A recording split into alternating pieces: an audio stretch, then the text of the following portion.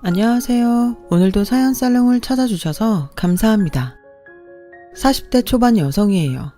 이곳 사연 글을 아주 잘 듣고 있는 애청자이기도 한 저는 비슷한 사연이 있는 사람이기도 해요.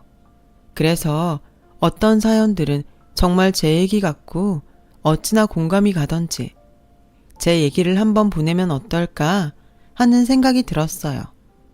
결혼 전까지 순진하게 결혼은 아무런 조건 없이 오로지 사랑 하나만으로 가능하다고 생각했던 사람이었어요. 남편과 저는 접촉사고라는 그리 유쾌하지 못한 계기로 만나게 되었는데요. 초보 운전이었던 저는 처음 겪게 된 교통사고에 보험을 부를 생각도 못할 만큼 당황하고 놀랬는데 피해자였던 남편이 저를 다독이며 괜찮다고 다친 데 없어도 병원에는 꼭 가보라고 말해주면서 남편과 연이 닿게 되었어요. 남편 입장에서는 충분히 억울하고 화가 날 상황이었죠. 그런데 하나부터 열까지 세심하게 초보인 저를 많이 배려해주니 어찌나 미안하고 고맙던지요. 저희는 그렇게 3년이란 시간을 거치며 피해자와 가해자에서 연인으로 부부 사이가 될 수 있었어요. 하지만 아이러니하게도 저에게는 한없이 좋은 사람인데 주변에서는 이런 남편을 알아보지 못했어요. 심지어 부모님까지도요. 부모님은 대놓고 남편을 만나지 말라고는 하지 않았지만 은근 깊은 사이까지는 가지 않았으면 하는 눈치였는데 그때 당시는 제가 눈에 콩깍지가 씌어도 단단히 씌어서 그런 눈치를 외면해버렸죠. 그러면서 저는 저대로 서운한 마음과 답답한 마음이 공존했었는데요. 다들 왜 사람을 보지 않고 다른 것을 기준으로 남편을 판단할까 하는 마음에 일종의 오기가 발동해서 남편에게 청혼을 받기도 전이었는데 결혼을 결심했어요. 이렇게 나중에 후회할 줄도 모르고요. 부모님은 제가 남편과 결혼하겠다는 말에 조금 더 신중하게 생각해 보라고 말리시기도 했지만 제 마음이 워낙 확고하고 제가 또 남편 아니면 안 된다며 고집을 피우자 하는 수 없이 결혼을 허락해 주셨어요. 지금 생각해보면 남편은 어릴 때 아버지와 돌아가셔서 저와 결혼하기 전까지 홀어머니와 단 둘이 살았는데 아마도 저희 부모님은 홀 시어머니를 감당해야 할 제가 걱정이셨던 것 같아요. 하지만 사랑에 그리고 결혼에 눈먼 딸인 제가 거기까지는 깊게 생각했을 리가 없죠. 단순히 남편이 홀어머니에 대한 효심이 남다르고 사람이 좋으니 저희 부모님에게는 물론이고 저한테도 당연히 잘할 거라고 믿었던 것이 함정이었어요. 그렇게 저희 집 부모님의 허락이 떨어졌습니다. 곧이어 저는 남편 집에 결혼 허락을 받기 위해 인사를 갔어요. 그리고 그날 처음으로 시어머니를 뵙게 되었는데요. 첫인상이 주변의 걱정과 달리 온화하시고 상냥해서 저는 그 집 문턱을 넘자마자 안도감이 들었어요.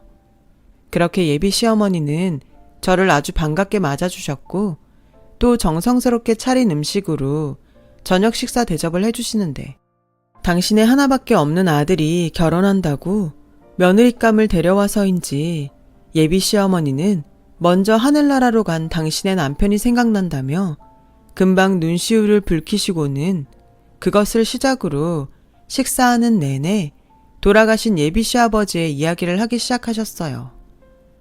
결혼도 하기 전에 이런 말하면 싫어할 수도 있겠지만 이제 너도 우리 집 식구가 되는 거니 우리 집 이야기를 조금 하마. 괜찮지? 네, 괜찮아요. 저도 결혼하면 알아야 하니 신경 쓰지 마시고 편하게 이야기하세요.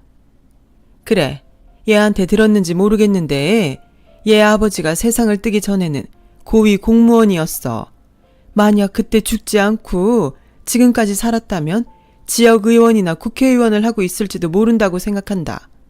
그만큼 사람이 어질고 심지가 고든 게 정말 아까운 인재였지. 에휴, 또 생각하니까 눈물이 나네. 뭐가 급하다고 하늘은 능력 좋고 앞길 창창한 우리 남편을 데려갔는지. 나는 지금도 하늘이 원망스럽다. 처음엔 아무것도 몰랐기에 저는 저 나름대로 예비 시어머니를 이해했어요. 근데 지금 생각해보면 그건 죽은 남편에 대한 그리움이 아니라 죽었지만 살아있을 적엔 고위 공무원이었다는 말을 하고 싶었던 것 같아요. 그날 이후에도 걸핏하면 시어머니는 당신의 남편이 고위 공무원이었는데 라는 말을 달고 사셨거든요. 그때라도 시어머니의 의중을 눈치챘어야 했는데 지금은 빤히 보이는 것들을 저는 그때 보지 못했어요.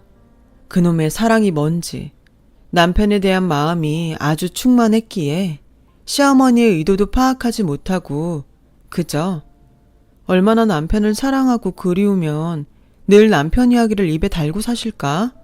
라고 생각했어요. 그리고 그 때문에 남편이 결혼하고 따로 나가 살면 가뜩이나 남편 없이 혼자 외로웠던 어머니가 더 외로워하실 것 같다며 저에게 결혼하고 2년 정도는 시어머니와 함께 살면 어떠냐고 물어보는데 저는 별다른 거부감이 들지 않았어요. 그러자는 마음이 생기더라고요. 그래, 2년이면 뭐 금방이지. 당신하고 둘이 그렇게 오래 사셨는데 갑자기 혼자 계시게 하는 건 나도 좀 죄송스럽다. 고마워 자기야. 우리 엄마도 엄청 좋아하실 거야. 내가 그동안 자기한테 말은 안 했는데 우리 엄마가 자기 딸 같다고 엄청 좋아하셔. 우리 엄마 자기가 좀 측은하게 생각하고 잘 좀 대해주면 좋겠어. 나도 장인 장모님한테 잘할게. 아, 물론 자기한테도 잘하고. 당연하지. 자기 어머니면 이제 내 어머니이기도 하잖아. 우리 서로 니네 부모님, 우리 부모님 구분하지 말고 양쪽 부모님께 똑같이 잘하자. 고마워 자기야. 나는 정말 자기랑 결혼하면서 세상 전부를 얻은 기분이야. 저는 사탕 발린 같은 소리일지라도 남편의 그 말이 참 좋았어요. 그래서 시어머니와 함께 시작하는 신혼이란 사실에 저희 부모님이 길길이 뛰어도 제가 다 감당할 수 있다고 매일같이 설득했어요. 그리고 드디어 결혼식을 올리고 꿈에 그리던 신혼생활을 시댁에서 시작했는데 저희 어리석은 기대와 생각은 그때부터 엇나가기 시작했어요. 그야말로 최악으로 치닫기 시작했죠. 물론 아주 처음부터 그랬던 건 아니었어요. 어찌나 자연스럽게 흘렀는지 지금 생각해도 너무 어이가 없네요. 저는 결혼하고 한 달 정도가 지나 다니던 회사 계약의 기간 종료로 본의 아니게 쉬게 되었어요. 그러면서 시어머니는 조금씩 그리고 거의 매일 저에게 잔소리와 집안일을 시켰어요. 그때까지 별 의심을 하지 않았는데 3개월이 지나 어느 때처럼 집안일을 하고 있는데 시어머니에게서 지금 생각해도 황당한 요구를 받게 되었죠. 예, 이 옷 우리 아들 옷이지 않니? 이 옷은 세탁기에 넣지 말고 손수 비벼 빨아라. 자고로 남자는 집에서부터 대접을 받고 살아야 나가서 성공하는 거야. 게다가 우리 아들은 고위공무원 아들의 3대 독자인데 집에서 노는 네가 신경을 좀 써야 하지 않겠니? 어머니, 이 옷은 그냥 면티인데요. 그리고 저 집에서 놀지 않고 이렇게 매일 일하고 있잖아요. 저도 나가서 일하고 싶어요. 그러려면 나가서 구직 활동도 해야 하는데. 야, 너는 왜 그렇게 말이 많니? 아무리 세상이 좋아졌다고 해도 나는 시어머니고 너는 며느린데 너 지금 시어머니 말에 토다는 거니? 면이건 나일론이건 네 남편 빨래는 죄다 손으로 빨라고. 너 말귀 못 알아듣냐? 지금이 어떤 세상인데 며느리한테 야, 저기 라고 하다니 황당하고 어이가 없었어요. 게다가 결혼하고 제 빨래는 물론이고 세탁소에 맡길 옷이 아니고서는 죄다 세탁기에 넣고 빨았는데 이제 와서 그렇게 불효령이라니. 그 순간 너무 어이가 없고 불쾌하니까 뭐라고 말을 할 수가 없더라고요. 그래서 참고 있다가 퇴근한 남편에게 이 일을 이야기하니 가재는 개편이라고 남편의 말이 더 저를 어이없게 했어요. 원래 우리 엄마는 손빨래 하셔. 아마 당신이 하는 거 보고 몇 번이고 말하고 싶으셨는데 참았던 걸 거야. 자기가 좀 이해해. 여기 있는 동안은 엄마가 하라는 대로 하고 분가하면 자기가 하고 싶은 대로 해. 괜히 마음에 담지 말고. 알았지? 남편은 그렇게 말했지만 저는 납득할 수 없었어요.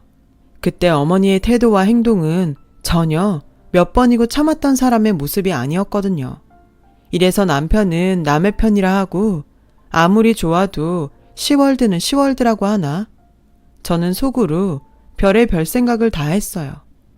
그런데 시어머니는 그날 이후 아주 작정이나 한 듯 남편이 출근만 하면 저에게 시집살이를 시키시는데 절대 빠지지 않을 거라고 생각했던 콩깍지도 그런 시어머니 시집살이에는 버티지 못하고 허무하게 빠지더군요.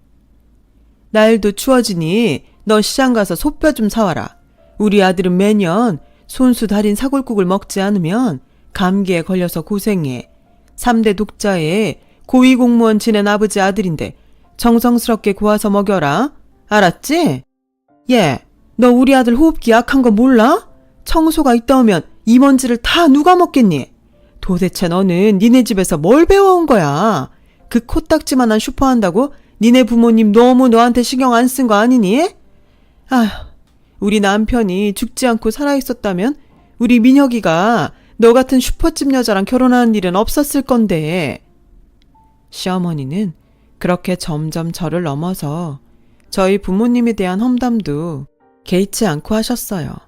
시어머니가 말한 대로 저희 부모님이 오랫동안 같은 동네에서 슈퍼를 하시는 건 맞는데요.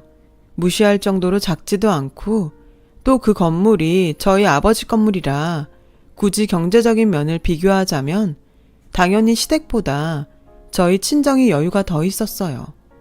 물론 시어머니와 남편은 건물이 저희 아버지 것인지는 제가 말을 하지 않아서 몰랐지만요. 살아있는 시아버지가 아닌 돌아가신 시아버지가 고위공무원이었다고 저희 친정집을 하대하는 게 말이 되나요? 그래서 그날은 참지 않고 화를 냈어요. 그때 화를 내지 않으면 부모님에게 불효를 하는 것 같았거든요. 어머니, 말씀이 좀 지나치시네요. 저희 부모님 가게 하시면서 저한테 신경 많이 써주셨어요. 이런 집안일 가르치는 게 신경 써주는 건가요? 그럼 어머니는 민혁 씨한테 집안일 다 가르치셨어요? 앞으로는 말씀 좀 가려서 해주세요. 어머, 얘 지금 뭐라는 거야? 뚫린 입이라고 말 함부로 하네. 제가요? 함부로 말씀하신 건 어머니 같으신데요. 그리고 제가 하는 집안일이 그렇게 마음에 안 드시면 어머님이 하세요. 저는 나가서 민혁 씨처럼 돈 벌어 올게요. 원래 각자가 잘하는 걸 해야죠. 저는 백날 해도 어머님이 말씀하는 대로는 못할 것 같아요. 뭐? 시어머니는 그렇게 말씀하시고는 쇼인지 진짜인지 모르겠지만 뒷목을 잡고 주저앉으셨어요.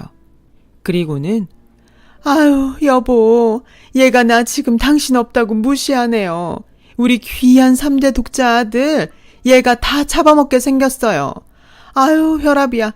나 이러다 오늘 밤 못 넘기고 당신한테 가는 거 아닌가 몰라. 라고 대성통곡을 하는데 이런 일이 TV에서가 아니라 진짜로 일어날 수 있는 일이구나 싶더라고요. 그리고 2년이란 시간을 다 채우기는 힘들지 않을까 고민하게 되었고 타이밍 좋게도 제가 임신을 하면서 분가할 명분이 주어졌어요. 그래서 임신 사실을 남편에게 알리던 날 조심스럽게 분가 얘기를 꺼냈죠. 자기야, 나 임신하고 곧 있으면 입덧도 할 텐데 아무래도 어머니랑 계속 같이 있기는 힘들 것 같아. 왜? 오히려 엄마랑 있는 게 더 낫지 않아? 게다가 아이 태어나면 자기 몸조리도 그렇고 아이 봐주는 것도 다 엄마가 도와줄 수 있잖아. 장모님은 가게 때문에 바쁘실 테니 이대로 엄마랑 지내는 게 나는 더 괜찮은 것 같은데. 남편은 아무것도 모르고 계속 제가 임신했기 때문에 더욱더 자기 엄마의 도움을 받아야 한다고 주장했고 저는 차마 당신 어머니 때문에 스트레스 받아서 여기 있을 수 없다는 말을 하지 못해 끙끙 앓아야 했어요. 지금 생각하면 바보 같지만 그때 당시는 시어머니하고는 사이가 변했어도 남편하고는 변하고 싶지 않았거든요. 그러면서 은근히 이제 혼몸도 아니고 남편을 3대 독자라 그렇게 극진히 하는데 제가 그 아들을 낳을 수도 있으니까 더는 저에게 시집살이를 시키지 않지 않을까? 하는 기대를 하기도 했는데요. 기대와 달리 시어머니는 평소랑 똑같이 청소며 손빨래를 시키셨고 입덧이 심해져 주방에 있기도 힘든 저에게 나 때는 임신했어도 김장 100포기씩 하고 밤새 사골 끓이며 할 거 다 했다 라며 도끼 눈을 하고 엄살 피울 생각하지 말라고 하시더라고요. 그러면서 남편이 퇴근하면 마치 자기가 언제 저에게 그랬냐는 듯 다른 얼굴을 하더군요. 또 어떤 날은 저에겐 개모임을 간다고 하시고는 남편에게 연락해 제가 입덧이 심해 집에서 저녁 먹기가 미안하니 밖에서 간단히 먹고 들어가자고 하셨다는데 저도 사람인데 더는 참을 수가 없었어요. 자기, 내가 요즘 어떻게 사는 줄 알아? 자기 옷은 죄다 손빨래하고 어머니는 그 쉬운 청소기 한 번을 안 돌리셔. 내가 임신해서 입덧 때문에 그렇게 힘들어하는데도 당신 어머니, 당신이 먹고 싶은 음식은 꼭 만들어 오라고 하고 근데 입덧하는 나한테 미안해서 밖에서 식사를 하신다고? 내가 이러고 살아야 해? 나 힘들어. 내가 이러고 살려고 당신이랑 결혼했어? 지금 무슨 말을 하는 거야? 아무리 임신해서 힘들어도 거짓말은 하지 말아야지. 우리 엄마가 당신 얼마나 생각하는데. 그리고 우리 엄마가 어른이잖아. 당신 가만 보면 우리 엄마한테 예의가 없는 것 같아. 설령 자기 말이 맞다고 해도 자기가 며느린데 할 수도 있지 않아? 뭐? 당신 지금 그걸 말이라고 하는 거야? 며느리니까 할 수도 있다고? 그래, 나도 어머니가 상식적으로 이해가 가면 할 수 있는 건 할 수 있지. 근데 나도 우리 집에선 귀한 딸이야. 이런 거지 같은 대우를 받으면서 군말 없이 며느리니까 당신의 종처럼 살라는 거야? 아, 말을 해도 참. 나도 힘들어. 당신은 이제 회사 생활 안 하니까 속편해서 그러나 본데 나는 회사 일도 힘든데 거기에 자기 짜증까지 받아야 한다고. 그래서 뭐 당신이 원하는 대로 엄마한테 엄마 때문에 힘들어서 여기 못 살겠으니 나가겠다고 하면 돼? 그럼 나 좀 편하게 해줄래? 진작 못할 거면 처음부터 못하겠다고 하지. 이게 뭐냐? 저는 어이없게도 제 탓을 하는 남편을 보고 뒤통수를 세게 얻어맞은 기분이 들었어요. 제가 결혼하기 전에 다른 거 뭐 본 게 있나요? 사람 하나, 사랑 하나 봤잖아요. 근데 지금 제가 사는 꼴을 보니 왜 그때 사람들이 다 저를 말렸는지 알 것 같더라고요. 결혼 전 남편의 모습은 어디로 가고 자기만 힘들다고 제 힘듦은 이해하지 못하고 그저 투정 정도로만 여기는 남편을 보고 있자니 제 스스로가 그렇게 초라하게 느껴질 수가 없었어요. 만약 임신 중이 아니었더라면 저는 그때 망설임 없이 이혼을 하고 싶었는데요. 뱃속에 아이도 있고 남편과 헤어지면 저 혼자 아이를 키워야 할 텐데 그러려면 친정 부모님에게 손을 벌려야 하니 이혼은 정말 더 참다 진짜 안 되겠다 싶으면 해야겠다는 생각이 들더라고요. 아무래도 친정 부모님의 반대를 무릅쓰고 한 결혼이었으니까요. 생각이 거기까지 미치니 저는 자연스럽게 어디에도 끼지 못하고 혼자 외롭게 지내야 했어요. 그때부터였던 것 같아요. 평생 모르고 살던 우울증이라는 병이 생기고 말았어요. 시어머니도 그런 저에게 지 팔자 지가 꼬는 거지 라고 비난했고 남편은 우울증이 먹고 살 고민 없는 배부른 사람이 괜히 걸리는 병이라며 저를 한심스럽게 보는데 배는 불러오고 어디 한 군데 마음 붙일 곳이 없으니 내가 결혼을 한 건지 이 집에 시어머니와 남편 사이에 끼어서 집안일 해주러 온 사람인지 모르겠더라고요. 그러던 어느 날이었어요. 그날은 아침부터 너무 힘이 들어서 일어나지 못했는데 아침이면 꼭 밥을 먹고 출근해야 하는 남편이 저에게 아침밥 타령을 하는 거예요. 전날 술을 먹어서 속이 너무 아프다면서요. 저는 나도 너무 아프니까 오늘은 그냥 가라고 했는데 남편은 가라는 회사는 가지 않고 시어머니에게 제가 아침밥을 차려주지 않는다며 시어머니에게 대신 차려달라고 말을 했더라고요. 그러자 득달같이 시어머니가 저희 부부 방에 들어와 제 얼굴에 찬물 한 바가지를 뿌리셨죠. 저는 속수무책으로 찬물을 뒤집어 쓰고 놀라 자리에서 일어나게 되었어요.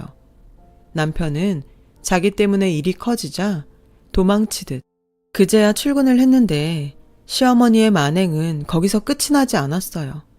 결국 아침밥을 굶고 출근한 남편을 보고 시어머니는 눈이 돌아 이렇게 말씀하셨거든요. 어디 감히 3대 독자 내 아들을 굶겨? 네가 그러고도 내 집에서 편하게 살 줄 알아?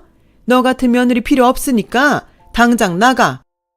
저는 그때 잠옷바람인 채로 집 밖에 쫓겨났어요. 그때가 1월 한겨울이었는데 게다가 좋지 않은 몸에 찬물까지 뒤집어 썼으니 제가 느끼는 추위는 말도 못했죠.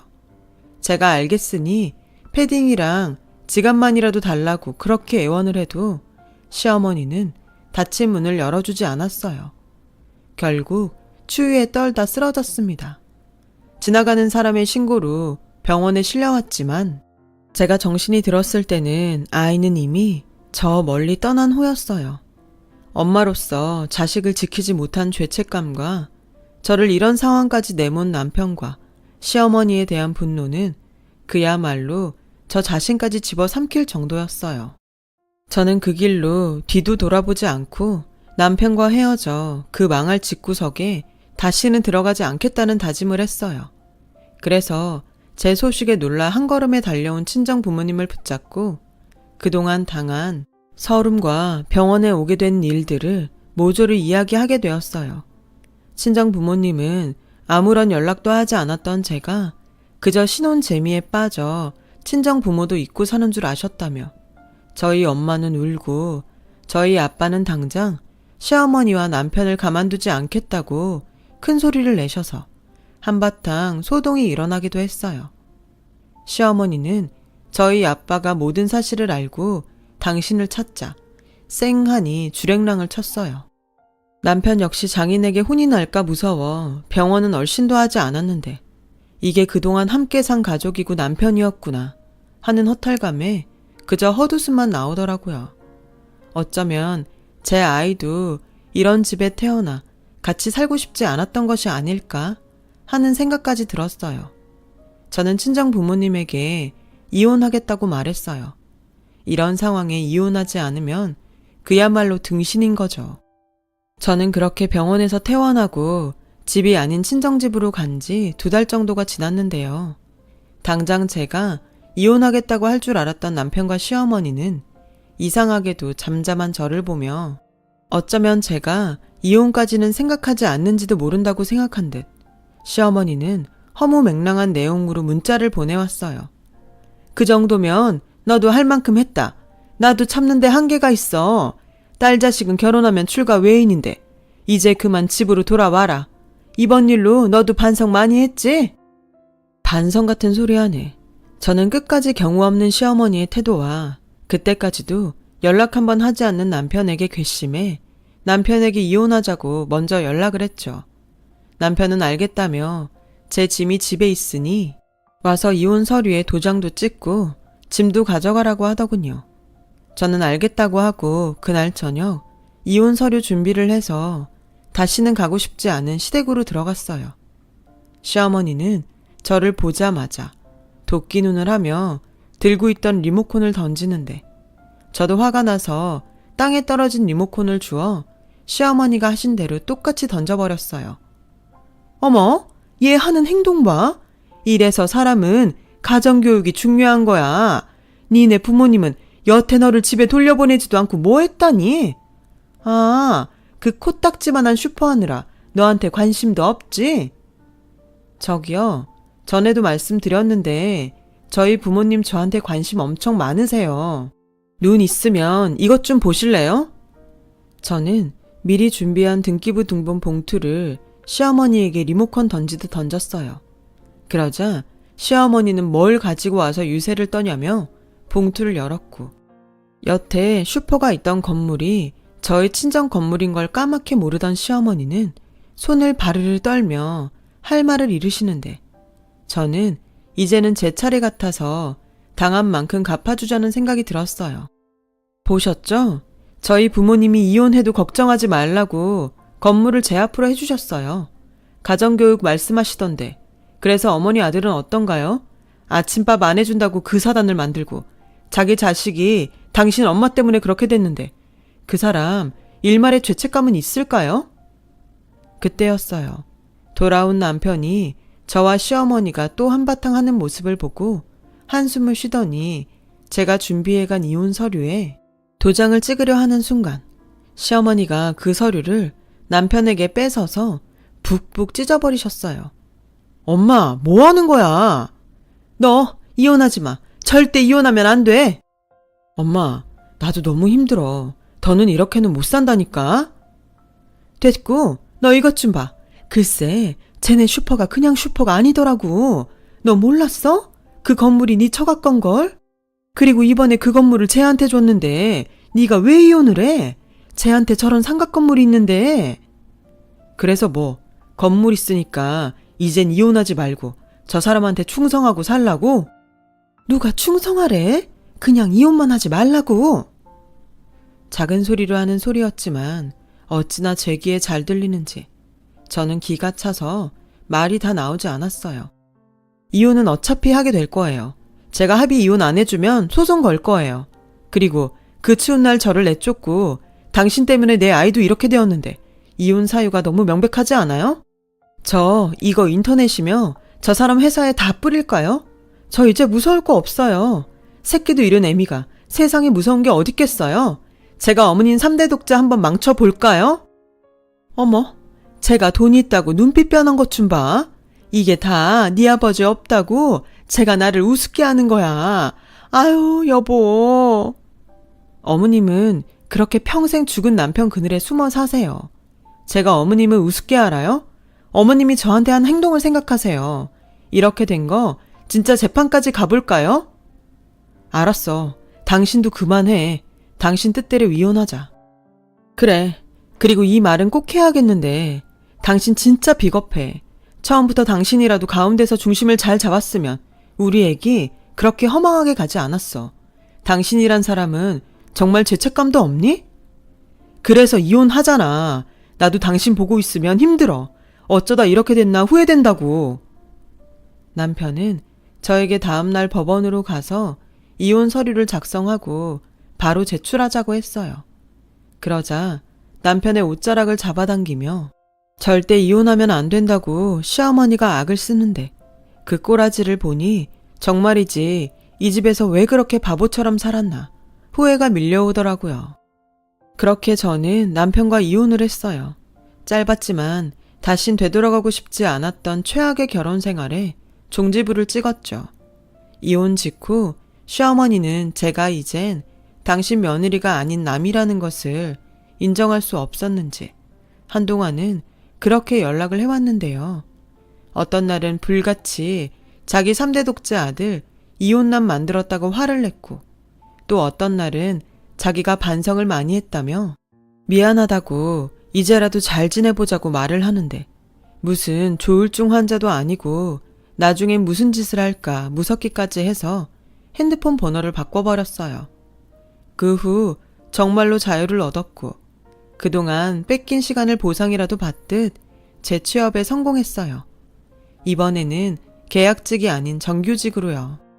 건물은 형제가 없던 저이기에 원래 친정아빠는 당신이 먼저 세상을 떠나면 엄마에게 건물을 줬다가 저에게 상속되게 하려고 하셨는데 무슨 성견지명이 있으셨는지 제가 결혼을 하고 나니 저에게 든든한 무언가가 있어야겠다는 생각이 드셨대요. 그래서 엄마와 이야기하셔서 저에게 이전시켜 놓으셨던 거더라고요. 부모님이 주신 건물에서 월세가 들어오고 또 공실이 있어서 가게라도 시작해 볼 수 있었지만 아무래도 저는 사회생활이 더 적성에 맞는 것 같았어요. 그동안 회사를 가지 않는 내내 그렇게 회사 다녔던 제가 그립더라고요. 그래서 저는 건물 명의만 갖고 건물에서 나오는 월세는 다시 부모님에게 드리고 있어요. 사실 그게 맞기도 하고요. 지금은 매일 똑같은 일상이지만 되찾은 평범한 행복이 마냥 소중하기만 합니다. 이런 소중한 행복을 이제는 절대 무슨 일이 있어도 놓치는 일은 없을 거예요. 하늘에 먼저 보낸 제 아가를 위해서라도 저는 꼭 그렇게 살려고요. 지금까지 저의 이야기를 들어주셔서 감사해요. 이렇게 애청하는 곳에 제 이야기를 털어놓으니 마음이 한결 가벼워지는 것 같네요. 여러분들에게는 어떤 아픔도 없이 항상 건강한 행복이 함께하길 기도하겠습니다. 여러분, 사연 댓글에 응원과 현명한 조언 부탁드려요. 좋아요와 구독은 저에게 큰 힘이 됩니다. 오늘도 좋은 일 가득하세요.